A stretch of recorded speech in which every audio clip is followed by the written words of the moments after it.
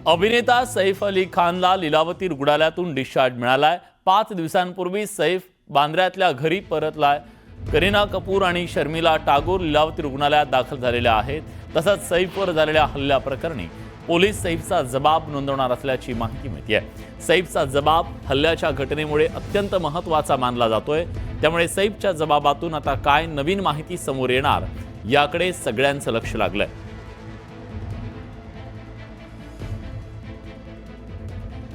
5 दिवसापूर्वी सैफ अली खान याच्यावर जीवघेणा हल्ला झाला होता। चोरीच्या उद्देशानं घरात शिरलेल्या एका हल्लेखोरानं त्याच्यावरती हल्ला केला।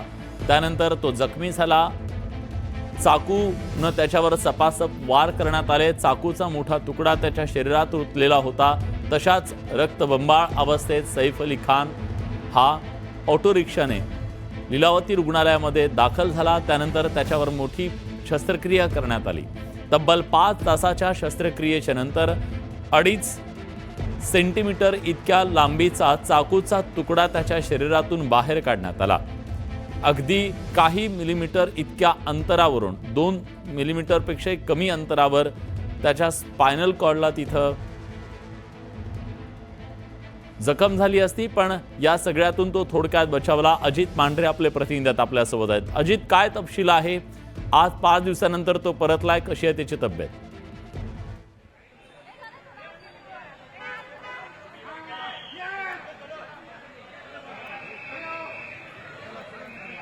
अजित, माझा आवाज तुमच्यापर्यंत पोहोचतोय?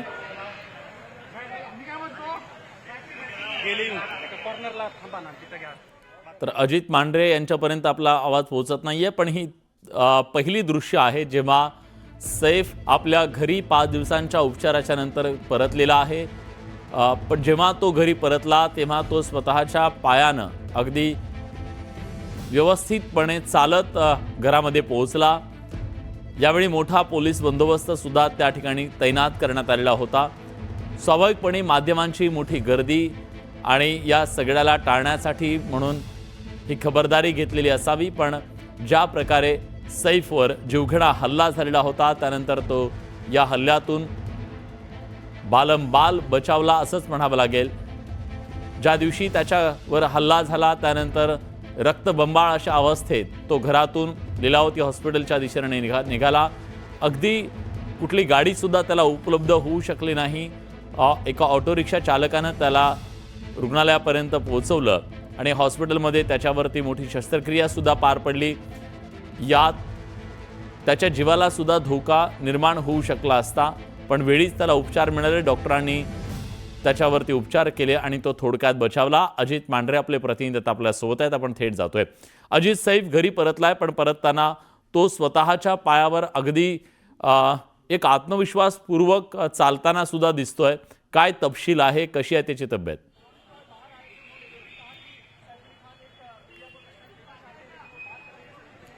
विशाल, तुला आठवत असेल की ज्यावेळेस सैफ अली खान हॉस्पिटल ॲडमिट होता त्यावेळेस डॉक्टरांनी एक स्टेटमेंट केलं होतं की तो आता कसा आहे, म्हणजे त्याच्या पाठीमध्ये चाकू काढण्यात आलेला आहे, ती जखम लवकर भरते, यानंतर त्याच्या परिस्थितीमध्ये काय सुधार आहे।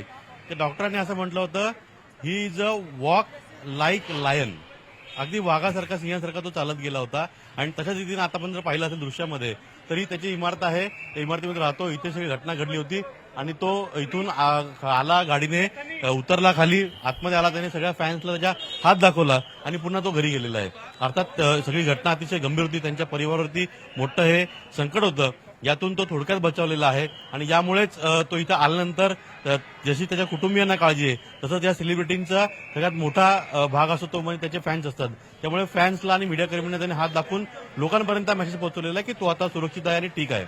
या इमारतीमध्ये साधारणपणे 4थ्या माळ्यापासून ते 12 माळ्यापर्यंत पूर्ण फ्लॅट जे आहेत त्याचे आहेत आणि त्यामुळेच इथे आपण जर पाहिलं तर वेगवेगळ्या माध्यमातून लोक जी आहेत ती त्याची भेट घ्यायला येतील किंवा सेलिब्रिटी त्याच्या हॉस्पिटलला भेट घ्यायला येत होते आणि त्यामुळेच अनेक लोक जी आहेत ती इथं त्याची भेट घेण्याकरता येऊ शकतात। या दृष्टीने पोलिसांनी जो आहे तो मोठा बंदोबस्त लावलेला आणि बंदोबस्ताच्या पार्श्वभूमीवरती या सगळ्या परिसरामध्ये सगळ्या लोकांना जे आहे ते येण्यास आता मनाई केली जाते।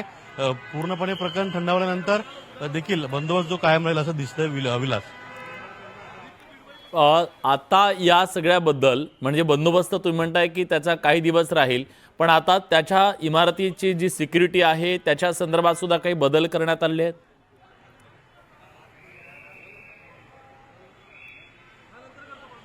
पूर्ण बदल केले गेलेले आहेत. जिथून डकमध्ये डायरेक्ट एंट्री मिळत होती तिथे आता लॉकचे दरवाजे लावण्यात आलेले आहेत. त्याचबरोबरीने वॉचमॅन जे आहे त्यांची सिक्युरिटी ती वाढवली गेली आहे. पोलिसांची सिक्युरिटी वाढवली गेलेली आहे. पोलीस पेट्रोलिंग इथे आता वारंवार केलं जाईल. दिवसातून 2 ते 3 वेळा पेट्रोलिंग केलं जाईल.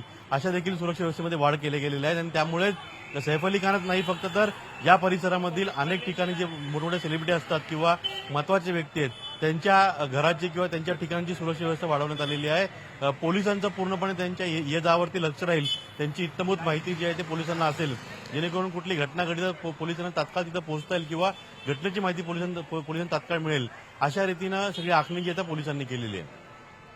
नक्कीच ही सगळी आखणी केलेली आहे, पण कुठलं स्टेटमेंट त्यांच्याकडून जारी झालेलं आहे का तो रुग्णालयातून बाहेर आल्यानंतर?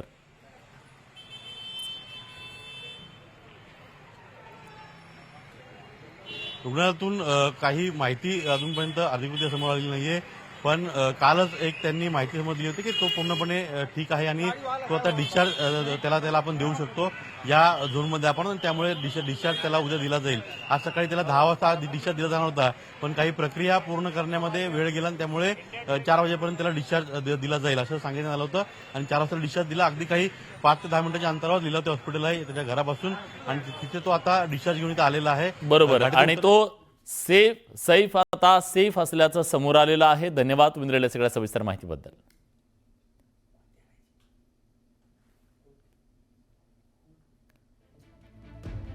तर जखमी झालेला सैफ अली खान 5 दिवसांच्या उपचाराच्या नंतर मोठ्या शस्त्रक्रियेच्या नंतर आज सुखरूप